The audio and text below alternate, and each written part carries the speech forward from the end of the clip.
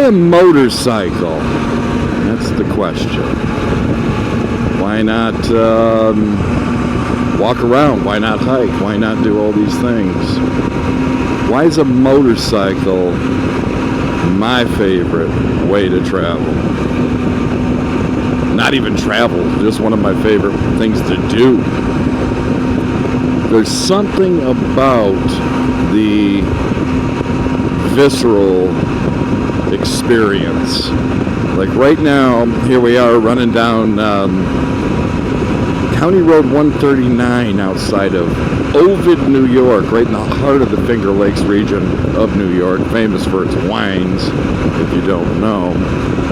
And it's a beautiful sunny day, 83 degrees according to the Kawasaki Versus 1000 dash in front of us. And I've got the wind blowing on me, and I can smell changes in smells as I run through here, changes in temperature, and there's a freedom to this. I'm in the open air, I'm outside, I'm not caught in a box. I'm part of the experience, I'm part of the scenery even, but it goes deeper than that. When I'm running this bike down the road, something happens. After about the first mile or two, I'm assessing. I'm kind of doing a kind of a Terminator style assessment, like, are all systems go? You know, am I hearing any funny noises? Is there any funny feeling? Is, you know, anything like that? Is there anything out of the ordinary? Do I got to turn around, head back? You know, but once that's done, I start to meld with the motorcycle. I start to become one with it. Like, it's not just me riding a motorcycle. It's the motorcycle and I riding together. And I've got this little tiny little contact patch on both tires. Is all that's holding me and gripping me on the road. And I have to meld with it. I have to get smooth with it. I have to be a part of it, and it has to be a part of me. And I'm on high alert as I'm doing this. I'm not daydreaming. I'm not, you know, letting my thoughts wander like I would in a car. I have to be paying attention. A deer jumps out in front of me. Even a rabbit jumps out in front of me.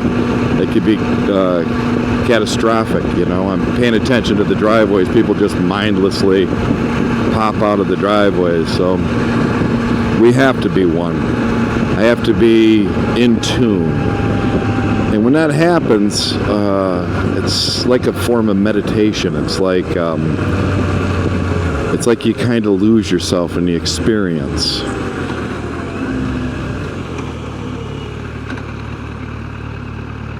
And really, your life depends on it. Pay attention. Make the right decisions. You know.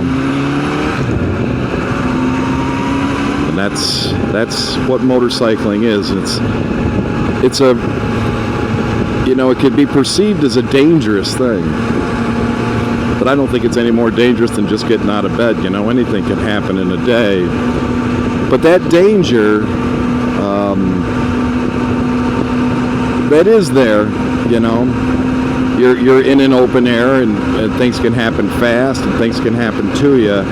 That's what drives the need to pay attention. That's why not everybody's built for a motorcycle. You know, you got to kind of let the body do what it does, and as it melds with the motorcycle. Like, I'm not thinking about it as I'm turning this motorcycle. I'm just kind of, you know, turning it. And there's a fluidity to it. And you have to be fluid. You have to be smooth. Abrupt movements are what get you hurt on a motorcycle. So we have attention, and then we have smoothness. And that's creating this experience, this open air, me and the road and the motorcycle and nature experience. And just now, I can smell the exhaust of that car. He must have been heavy coming around this S-turn here, heavy on the throttle. and I could smell his exhaust, and now I roll out of it and I can smell just fresh, clean air.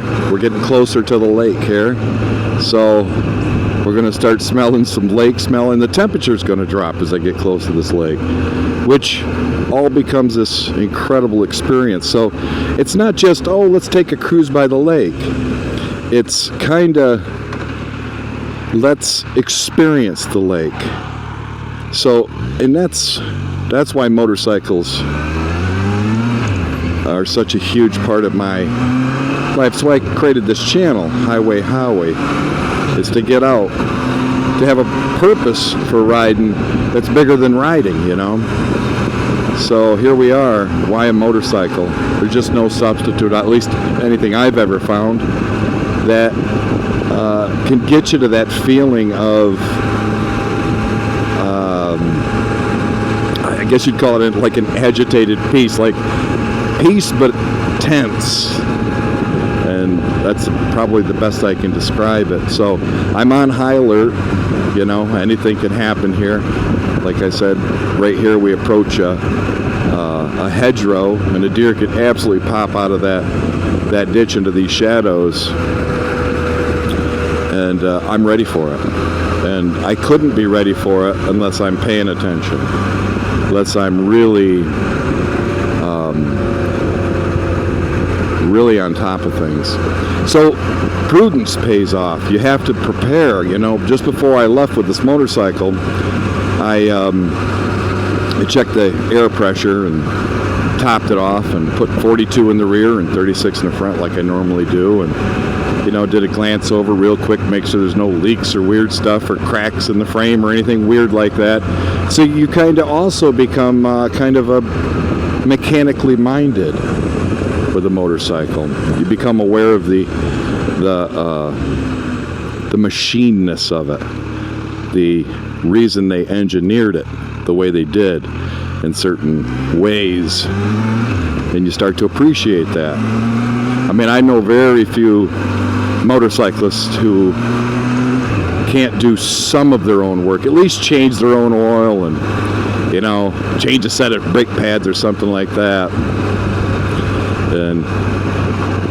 And that's part of the experience too, you know. And a lot of them, myself included, take pride in the way the bike looks. So you take pride in the way it looks, the way it operates, and it starts to kind of mold over to you. It become part of your image. You start to take pride in yourself as well. You're showing off the bike, that the bike's showing you off, and we're back to that merging again, that melding that happens with man and machine on a motorcycle. You just don't get that in a car or a truck. You know, you're insulated from the rain and the wind and all the things that can happen, and it's not like you're not in danger in a car. You are, but because you're not viscerally exposed to it in a direct way like you on a motorcycle, you kind of take it for granted. To me, it's like a false sense of security. It's almost like, wow, what could happen to me? All this metal around me. Well, a lot of people die in car accidents. A lot of people get maimed in car accidents, and you kind of don't appreciate the danger of it. It's like I've seen people that operate table saws and chainsaws and things like that, and skill saws, and they stop appreciating the danger of it, and they start getting loose with those things, and they're certainly not professionals, you know. Professional is always aware that this thing could take a finger, take a leg, you know, and they have great respect for those machines. Well, a motorcycle demands respect, absolutely demands it. And again, that's why we're on a motorcycle. And man, if you could smell that fresh cut grass right there, wow. It'd take a while in a car to smell that, and it would hit me immediately. And in case you're wondering, that's Cayuga Lake right there that we're riding by. And it's I grew up on this lake between Seneca and Cayuga Lake, right in the Finger Lakes, and I have a house here now. So I'm here, and we're going to explore this place together by motorcycle, and see what we can find, see where those hidden gems are, or maybe not so hidden. And we're going to do it on a motorcycle. That's my preferred way to do it. And I kind of challenge you, if you've never ridden a motorcycle, to maybe take a rider's course and get on one. You know, just to feel that feeling. And it's not for everybody. Absolutely not. You have to have that degree of awareness. You cannot be a daydreamer and be on a motorcycle. It would be a bad day. So it's better to